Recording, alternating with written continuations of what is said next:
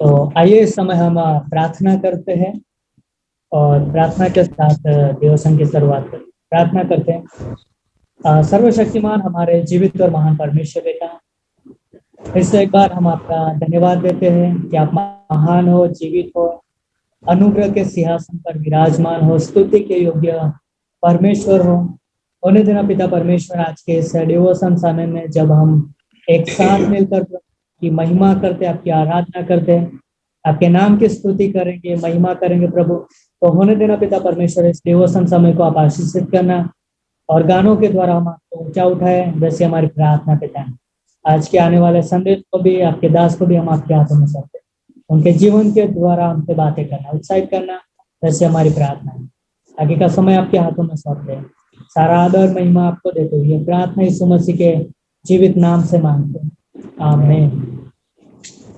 तो हम एक गाना गाएंगे, हो लेंगे हम यीशु के संग। तो ये समय है परमेश्वर की आराधना करने का। क्यों ना हम, यदि आपको आता है तो आप गा भी सकते हो।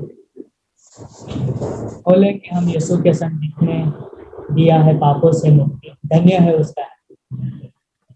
हो लेंगे हम यीशु के संग, हो लेंगे हम यीशु के संग, जिसने दिया है पापों से मुक्ति, धन्य हो उसका नाम। जिसने दिया है पापों से मुक्ति, धन्य हो उसका नाम। मार्ग सत्य जीवन यीशु ही है, मार्ग सत्य जीवन यीशु ही है। जो उस पर विश्वास करेगा, अनंत जीवन को पाएगा। जो उस पर विश्वास करेगा, अनंत जीवन को पाएगा।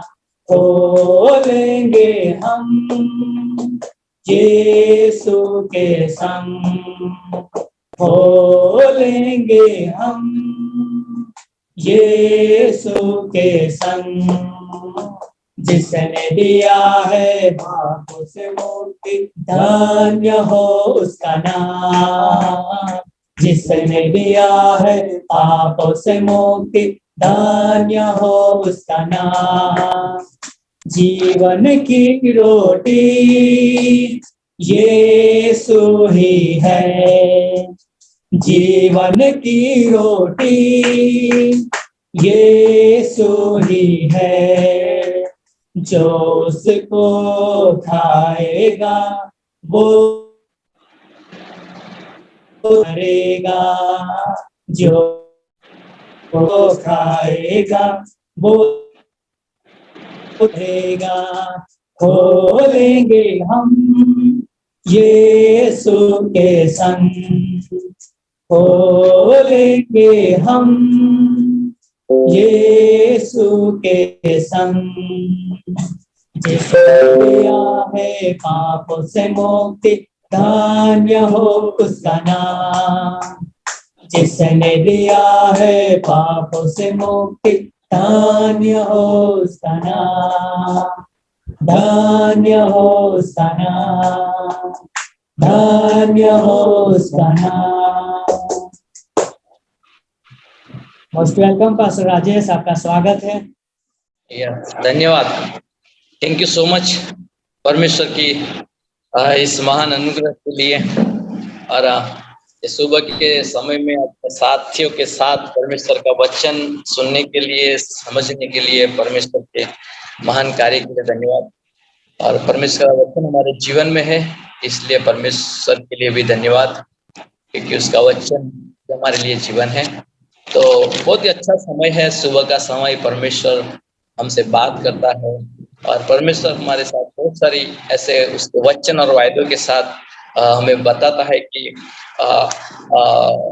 हम रोमियो की पत्री उसका 3 अध्याय उसकी 23वें आयत में पढ़ते हैं, तो इसमें इस तरह से लिखा है कि इसलिए कि सबने पाप किया और सबने पाप किया है और परमेश्वर की महिमा से रहित है, परंतु उसके अनुग्रह से उस छुटकारे के द्वारा जो मसीह यीशु में है सैत में धर्मी ठहराए जाते हैं। उसी तरह से रोमन 6 और 23 में इस तरह से लिखा है, क्योंकि पाप की मजदूरी तो मृत्यु है, परंतु परमेश्वर का वरदान हमारे प्रभु मसीह यीशु में अनंत जीवन है। तो अद्भुत वचन है ये दोनों। और आइए हम इस वचन के लिए प्रार्थना करते हैं। पिता, धन्यवाद आपके अद्भुत पवित्र वचन के लिए जो हमारे जीवन के लिए आपने दिया है, और इस पृथ्वी पर हमें आपका वचन जीवन जीने के लिए प्रेरणा मिलती है, हमें आनंद मिलता है, हमें छुटकारा देता है। प्रभु आपके अनुग्रह के द्वारा प्रभु हम सामर्थ प्राप्त करते हैं और पृथ्वी पर हम आपके वचन के अनुसार जीवन जीते हैं। प्रभु हमारी ग्लानियों से, हमारे अपराधों से आपका वचन हमें छुड़ाता है, इसलिए हम धन्यवाद देते हैं। इस वचन को समझने के लिए हमें सहाय करें, मदद करें, दुआ करें यीशु के नाम में, आमीन। तो अद्भुत वचन है। जिस रीति से रात के बाद दिन बदलता है, उसी रीति से जब हम यीशु मसीह पर विश्वास करते हैं, तब हम अंधकार से निकलकर ज्योति में चलते हैं, क्योंकि यीशु मसीह ने कहा जगत की ज्योति मैं हूं, और हम अब ज्योति के संतान हैं। और इसी रीति से हम उत्पत्ति की पुस्तक में 3 अध्याय और इसकी 1 और 13 आयत में हम पढ़ते, तो इसमें इस तरह से लिखा है कि परमेश्वर ने 6 दिन में सृष्टि का सृजन किया। सारी सृष्टि का सृजन करने के बाद परमेश्वर ने मनुष्य और स्त्री को अपने स्वरूप में बनाया, और आदम और हवा सारी सृष्टि के ऊपर आदम और हवा को सारी सृष्टि के ऊपर अधिकार दिया। और परमेश्वर ने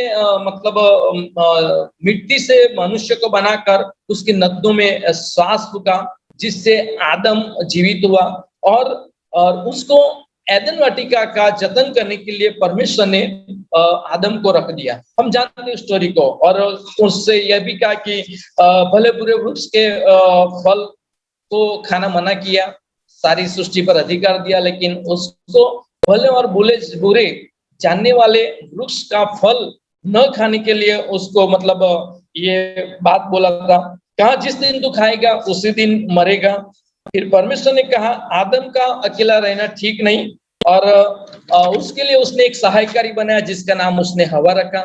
आदम और हवा एदन वाटिका में हम देखते हैं तो साथ रहते थे, घूमते थे, फिरते थे, खाते थे, पीते थे। और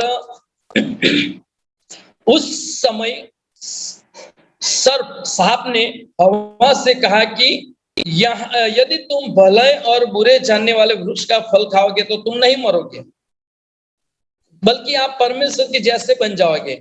और ये सुनकर हवा ने क्या किया, वो फल को खाया और आदम को भी खिलाया। यही परमेश्वर की आज्ञा का उल्लंघन है। हम देखते हैं जो परमेश्वर ने ना बोला था वही किया, और यहाँ पर परमेश्वर की आज्ञा का उल्लंघन होता है। हमारे आदम के जीवन में पाप आता है। फल खाने से उनकी आंखें खुल जाती है, और उन्होंने देखा कि हम नंगे हैं, इसलिए उन्होंने अंजीर के पत्ते से अपने बदन को ढकने का प्रयास किया। जब परमेश्वर उनके साथ मुलाकात करने के लिए आता है, तब वह लोग छुप जाते हैं। क्यों छुप जाते हैं? कि अब उनके अंदर पाप है, पाप के कारण अलगाव, परमेश्वर से दूरी है ना, डर आ गया, ग्लानि आ गई, और अब वो परमेश्वर से छुप रहे हैं, परमेश्वर से वो दूर हो गए, और वह लोग डर गए थे। यदि यही से मनुष्य जाति के अंदर परमेश्वर से अलगाव होता है, परमेश्वर से महिमा से मनुष्य दूर होता है, और पाप के कारण, ग्लानि के कारण, डर के कारण एक अलगाव होता है परमेश्वर और आदम मनुष्य के बीच में। और इसी कारण उद्धारकर्ता प्रभु यीशु मसीह की अब जरूर आन पड़ी। यहाँ पर परमेश्वर की योजना हम देखते हैं कि उत्पत्ति 3:21 में परमेश्वर ने चमड़े का वस्त्र पहनाकर आदम और हवा के पाप को ढक दिया। ये बहुत ही अच्छा स्टोरी है। इस स्टोरी के बारे में हम सोचते हैं तो यहाँ पर हम परमेश्वर के कार्य को देखते हैं कि अनुग्रह से परमेश्वर का निवारण है ना, पाप का निवारण, आदम जाति के पाप का निवारण। जब तक हम आदम और हवा के विषय में पढ़ते हैं तो आदम परमेश्वर के द्वारा उत्पन्न की गई प्रथम मनुष्य जाति थी। बाइबल बताती कि परमेश्वर ने मनुष्य को अपने समान बनाया था, है ना, और एदन वाटिका में रखा था। और उस आदम के आज्ञा का उल्लंघन करने से पूरे मनुष्य जाति पर क्या हुआ, उनकी स्थिति चेंज हो गई, उनका परिस्थिति बदल गया। जो लोग परमेश्वर के साथ हर रोज संगति करते थे, वहां पर ये संगति टूटने से मनुष्य की स्थिति बदल गई। जहां पर आदम वाटिका में आदम और हवा घूमते थे, उनको कोई चिंता नहीं थी, कोई डर नहीं था, कोई शोक नहीं था, कोई परेशानी नहीं थी। लेकिन यहाँ पर एक आज्ञा के उल्लंघन के द्वारा हम देखते हैं तो परमेश्वर के साथ अलगाव के बाद, वो उसकी संगति से अलगाव के बाद मनुष्य जाति की स्थिति चेंज हो गई और पूरे संसार में मनुष्य जाति की जो स्थिति थी वो चेंज हो गई। हम सब परमेश्वर से दूर हुए, उसकी संगति से दूर हुए। अब हमें छुड़ाने वाले की जरूरत आन पड़ी। आदम और हवा के पाप की वजह से पूरे संसार के लोगों को, मतलब परमेश्वर के साथ संगति करने के लिए, परमेश्वर के साथ फिर से जुड़ने के लिए हमें छुड़ाने वाले से, उस पाप के बंधन से छुड़ाने वाले की जरूरत आन पड़ी। और परमेश्वर की महिमा से हम जब अधूरे थे, जैसे रोमन 3:23 के अनुसार हमने पढ़ा कि परमेश्वर से महिमा से हम रहित हो गए, तो क्या हुआ? पाप के कारण मुक्ति और दुख इस संसार में प्रवेश हुए। तो इस अलगाव की वजह से जो मनुष्य और परमेश्वर के साथ जो संगति टूटा था, यहाँ पर एक छुटकारे की परमेश्वर ने योजना बनाई और महान अनुग्रह के द्वारा उसका निवारण लाने के परमेश्वर ने मनुष्य को वापस लाने के लिए, परमेश्वर के साथ संगति जोड़ने के लिए अपने पुत्र यीशु मसीह को भेजा, रोमन 6:23 के अनुसार, है ना। जिससे हम जानते हैं आज से 2021 साल पहले यीशु मसीह ने जन्म लिया और यीशु मसीह पाप रहित जीवन जिया। उसने एक डॉट के समान भी पाप नहीं किया। अपने 33 साल के उम्र के दरमियान डॉट के जैसा पाप नहीं किया और इसी वजह से परमेश्वर ने बीमारों को भी चंगा किया, मुए हुए को जिंदा किया, बहुत कुछ भलाइयां की, है ना। इसके बाद यीशु मसीह ने अपने आप को क्रूस पर बलिदान कर दिया, उसके पवित्र रक्त क्रूस पर बहा दिया, जिससे हमारे पापों को मिटा सके। क्रूस पर बलिदान होने का कारण एक ही था कि परमेश्वर हमारे पापों को मिटा सके उसके पवित्र रक्त के द्वारा, है ना। उसके बलिदान के द्वारा और उसकी मध्यस्थी के द्वारा हम परमेश्वर के साथ फिर से जुड़ सके। वो महान अनुग्रह का परमेश्वर ने निवारण किया और हम सिर्फ परमेश्वर के साथ संगत में जुड़ सकते हैं। कैसे? यूहन्ना 3:16 के अनुसार, क्योंकि परमेश्वर ने जगत से ऐसा प्रेम किया कि अपने इकलौता पुत्र दे दिया, जिससे जो कोई इस पर ईमान लाए, विश्वास करे, उसका नाश न हो लेकिन वो अनंत जीवन पाए। परमेश्वर के साथ हम संगति में जुड़ते हैं। इस अध्याय से आदम और हवा के विषय में हम पढ़ते हैं तो बहुत ही अच्छी बात हमें मिलती है। तो एक बात जानने को मिलती है कि हमें एक सीख मिलती है कि पाप हमें क्या सोच में लाता है। जैसे आदम और हवा ने पाप किया, कोई ऐसा कार्य है जो वो काम किया जिसकी वजह से वो परमेश्वर की महिमा से रहित हो गए और परमेश्वर से एक अलगाव, है ना, मतलब दूरी हो गई। तो कोई ऐसा कार्य जिससे परमेश्वर नाखुश होता है। आदम और हवा ने परमेश्वर की उस आज्ञा का उल्लंघन किया जिसकी वजह से परमेश्वर नाखुश हुआ, है ना। सिर्फ परमेश्वर नाखुश हुआ, उससे परमेश्वर ने उसके ऊपर अपना प्रेम कम नहीं किया था, उसकी दया को अलग नहीं किया था। सिर्फ परमेश्वर नाखुश होता है और ऐसा हमें अनुभव होता है। हम ऐसी सोच में आ जाते हैं कि जब हम हमारे जीवन में कुछ ऐसा गलत बात आता है, कोई पाप आता है, तो हम क्या सोचते हैं कि मैं परमेश्वर से अलग हो जाऊंगा, मेरे अंदर एक पाप है ना, मैंने पाप किया है, मैं परमेश्वर से अब अलग हो गया, उसकी महिमा से रहित हो गया। कोई ऐसा कार्य जिससे परमेश्वर के द्वारा हम उसकी आज्ञा का अनादर करते हैं, ऐसा कार्य करते हैं जिससे परमेश्वर की आज्ञा का उल्लंघन होता है, परमेश्वर की महिमा से अलग हो जाते हैं। पाप के कारण आदम खुद छुप रहा था। हम देखते हैं एदन वाटिका में उसने आज्ञा का उल्लंघन करने के बाद वो खुद परमेश्वर से अलग हो रहा था। परमेश्वर ने उससे अलग नहीं किया था, लेकिन खुद आदम परमेश्वर से अलग हो रहा था। क्यों? क्योंकि उसने परमेश्वर की उस आज्ञा का उल्लंघन किया था। एक अलगाव हमारे सोच में आ जाता है। शैतान हमारी अंदर एक सोच लाता है कि मैं परमेश्वर से महिमा से अलग हो गया हूं, मैं परमेश्वर से अलग हो गया हूं, ऐसा सोच लाता है। और परमेश्वर की योजना से मैं अलग हो गया हूं, ऐसी सोच शैतान हमारे जीवन में लाता है ना। जैसे हम देखते हैं परमेश्वर की योजना से परमेश्वर की योजना थी कि आदम एदन वाटिका के अंदर, उस एदन वाटिका के अंदर रहे, आनंदित रहे और एदन वाटिका का जतन करे। लेकिन उस योजना से आदम बाहर हो जाता है, दूर हो जाता है उसकी सोच की वजह से।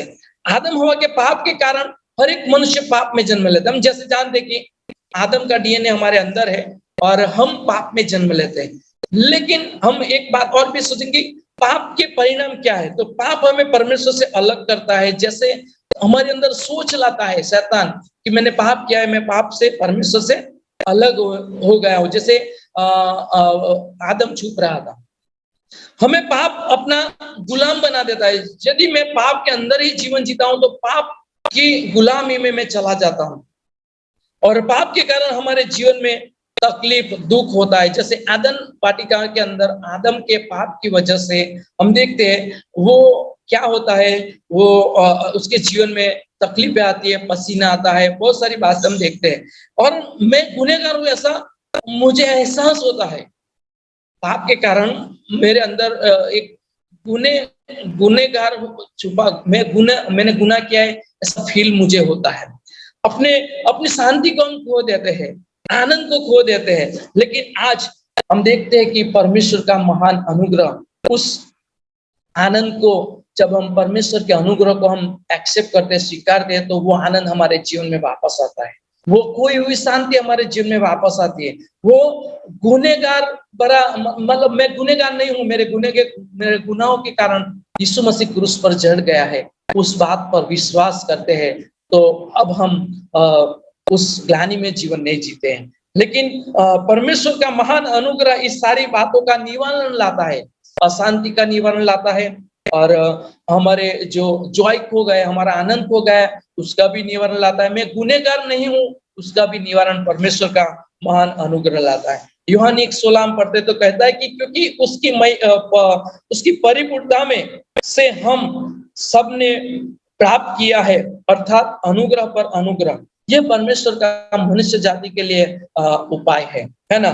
जैसे रोमन 3:23 हम पढ़ते तो इसमें यीशु मसीह के द्वारा अनंत जीवन है, ये निवारण है हमारे पापों का, हमारे ग्लानि का, हमारे अशांति का, हमारे मतलब दुख का निवारण है कि यीशु मसीह के द्वारा अनंत जीवन है ना। ये हमारे पापों का निवारण है। मनुष्य जाति के लिए क्रूस पर चढ़ना पड़ा, ये यीशु मसीह के द्वारा निवारण है ना। हम सुसमाचार पर विश्वास करते हैं और विश्वास के द्वारा हमारा उद्धार है, ये हमारे पापों का निवारण है। बहुत ही अच्छी बात है। और व्यवस्था हम जानते हैं कि मूसा के द्वारा आई, लेकिन अनुग्रह और सच्चाई यीशु मसीह के द्वारा पहुंची। और मनुष्य जाति के पाप के लिए परमेश्वर ने अपने पुत्र को बलिदान कर दिया, है ना। एक अद्भुत बात, एक स्टोरी है, मैं आपसे शेयर करना चाहूंगा कि एक दिन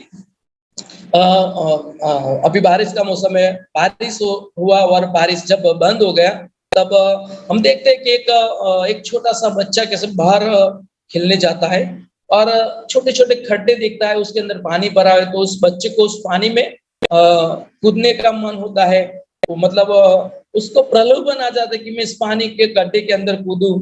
कुछ देर बाद उसको खेलने के बाद पता चला कि मैं तो मतलब वो बहुत गंदा होता है और उसकी मम्मी उसके जब बुलाती है कि बेटा तू घर के अंदर आ जा, लेकिन बच्चा देखता है कि मैं तो गंदा हूं, मैं कैसे घर में जा सकता हूँ। तो अपने हाथों से साफ करने लगता है कि मैं स्वच्छ हो जाऊं, लेकिन उससे क्या होता है, वो ज्यादा गंदा होता है। ज्यादा गंदा होने के बाद फिर उसका मम्मी देखती है कि ये तो बहुत गंदा है। फिर उसकी मम्मी उसको मतलब एक बाल्टी भर के पानी लाती है और उसको साफ करती है और फिर हम देखते हैं कि वो बच्चा स्वच्छ होता है और उसकी माँ के पास वो जाता है, घर के अंदर जाता है। हमारा जीवन भी ऐसा है, हम खुद अपने आप को पाप को ढकने की, जैसे एदन वाटिका में आदम पाप को ढकने का प्रयत्न कर रहा था, संसार में भी ऐसे लोग हैं जो अपने मतलब पाप का निवारण खुद करने के लिए प्रयास करते हैं, लेकिन इससे नहीं है। हम देखते हैं यूहन्ना 3:16 के अनुसार हमारे पाप का निवारण केवल न केवल परमेश्वर करता है। जैसे उत्पत्ति 3:21 में आदम और हवा को परमेश्वर ने अपने चमड़े का वस्त्र पहनाया और इसी तरह नए नियम में देखते हैं कि हमारे पापों का निवारण के लिए उसके महान अनुग्रह के द्वारा हमारा पाप का निवारण हुआ। और यूहन्ना 3:16 के अनुसार परमेश्वर ने अपने पुत्र को भेजा, यीशु मसीह के द्वारा, उसके लहू के द्वारा हमारा पापों का निवारण हुआ। इसी रीति से यीशु मसीह ने हमारे पाप को क्षमा किया। हम खुद अपने आप को शुद्ध नहीं कर सकते। जब हम अपने आप को खुद शुद्ध करने का प्रयास करते हैं तो हम ज्यादा गंदे होते हैं, लेकिन यीशु मसीह का लहू ही इस संसार में हमें शुद्ध कर सकता है ना। जैसे हम रोमियो के पत्र उसका 8वां अध्याय उसकी 1 से 3 आयत पढ़ते हैं तो लिखा है कि अतः अब जो मसीह यीशु में उन पर दंड की आज्ञा नहीं है, क्योंकि वे शरीर के अनुसार नहीं वरन आत्मा के अनुसार चलते। क्योंकि जीवन की आत्मा की व्यवस्था ने मसीह यीशु में मुझे पाप की और मृत्यु की व्यवस्था से स्वतंत्र किया है। यीशु मसीह की मृत्यु ने हमें क्या किया? पाप से स्वतंत्र किया है। और लिखा है कि क्योंकि जो काम व्यवस्था शरीर के कारण दुर्लभ होकर न कर सके उसको परमेश्वर ने किया, अर्थात अपने ही पुत्र को पापमय शरीर के समानता में और पाप बलि होने के लिए भेजकर शरीर में पाप पर दंड की आज्ञा दी। मतलब हमारे जो अंदर हमारे ऊपर जो दंड की आज्ञा थी पाप के कारण, वो यीशु मसीह ने खुद ले ली। परमेश्वर ने यीशु मसीह पर अपनी पाप की दंड आज्ञा को डाल दिया। तो प्यारो, ये सुबह के समय में एक ही बात हम जानते कि हमारे पापों का निवारण उस महान परमेश्वर के अनुग्रह के द्वारा हुआ है, ना कि हमारे कार्यों के द्वारा, ना कि हमारे खुद के शुद्ध होने के द्वारा। हमें अच्छे भले कामों के द्वारा हम हमारे पापों का निवारण नहीं कर सकते। केवल न केवल यीशु मसीह के उस महान अनुग्रह के द्वारा हमारे पापों का निवारण हुआ है। हम पर इतने दोष थे कि दाग लगे थे कि हम उसको धो नहीं सकते। इस संसार में हम महंगे से महंगा मतलब साबुन लगाकर भी हमारे पापों को हम शुद्ध नहीं कर सकते। हम चाहे दिन में 50 बार नहाए तो भी हम हमारे पापों को शुद्ध नहीं कर सकते। लेकिन मनुष्य अपने पापी स्वभाव को कभी बदल नहीं सकता, लेकिन परमेश्वर के उस महान अनुग्रह से निवारण के द्वारा हमारे पापों से हमें छुटकारा मिला है। तो धन्यवाद इस समय के लिए। परमेश्वर के इस महान अनुग्रह के द्वारा हमारे पापों से हमें छुटकारा मिला है। तो इस वचन के द्वारा हम सबको प्रभु आशीषित करें और उसके महान अनुग्रह में जीने के लिए परमेश्वर हमें दिन प्रतिदिन अगुवाई करें। आमीन। Thank you so much. धन्यवाद इस समय के लिए। आमीन।